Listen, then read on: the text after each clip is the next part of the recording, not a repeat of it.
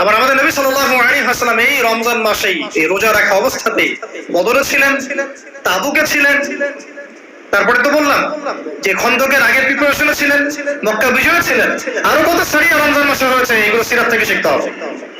তো প্রিয় ভাইরা এবং আমাদের বোনেরা যারা আছেন, আজকের এই সংক্ষিপ্ত আলোচনায় আমরা যে কয়েকটা বিষয়ে মৌলিকভাবে ফোকাস করতে চাই। এক হচ্ছে রমাদান মাস আমাদেরকে নবী সাল্লাল্লাহু আলাইহি ওয়াসাল্লাম রিসালাত দিয়েছে। কি দিয়েছে? অতএব নবীর আদর্শ তার সুন্নাহ আমাদের সামগ্রিক জীবনে বাস্তবায়ন করা চাই। আল্লাহ পাক তৌফিক দান করুন। রমজান মাসে আমরা কোরআনের মতো কিতাব পেয়েছি, এই কিতাবের 6টা হক আদায় করা চাই।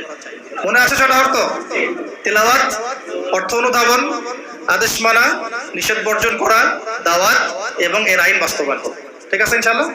এটা 3টা মৌলিক উদ্দেশ্যে আসছে, হুদাল লিন্নাস ওয়া বাইয়িনাতিন মিনাল হুদা ওয়াল ফুরকান। ঠিক আছে? এই রমজান মাসে কুতিবা আলাইকুমুস সিয়াম কিভাবে করব এটা আমরা শিখেছি। ঠিক একই ভাবে ডানে বামে আয়াতগুলোর উপরে আমল করার চেষ্টা করতে হবে এবং সিরাতের আলোকে আমাদের সবাইকে পথ চলতে হবে। আল্লাহ পাক আমাদের সবাইকে নবী সাল্লাল্লাহু আলাইহি ওয়াসাল্লামের সিরাত পড়ার তৌফিক দান করেন, বোঝার তৌফিক দান করেন এবং সিরাত অনুযায়ী জীবন গড়ার তৌফিক দান করেন। এবং রমাদানকে যদি আমরা ইফেক্টিভলি ইউটিলাইজ করতে চাই তাহলে এই কাজগুলো খুব ভালোভাবে করতে হবে, যেটা আলোচনা আমরা অন্যান্য বক্তাদের মুখে শুনেছি। যেমন নামাজের কথা তারা বলেছেন, নামাজের পাবন্দির দরকার আছে কি নাই? এই রমজান মাসে জামাতে থাকবো, বাকি সময় কি জামাত ছেড়ে দিব? রমজান মাসে রাতে কিয়ামুল লাইল করছি, তাহাজ্জুদ পড়ছি, বাকি বছর ছেড়ে দেবো কি? রমজান মাসে সদকা করছি, যাকাত দিচ্ছি, বাকি বছর কি দিব না? রমজান মাসে আমরা মাশাআল্লাহ পর্দা করছি, চোখের হেফাজত করছি, রমজান মাসের বাইরে ছেড়ে দেবো কি?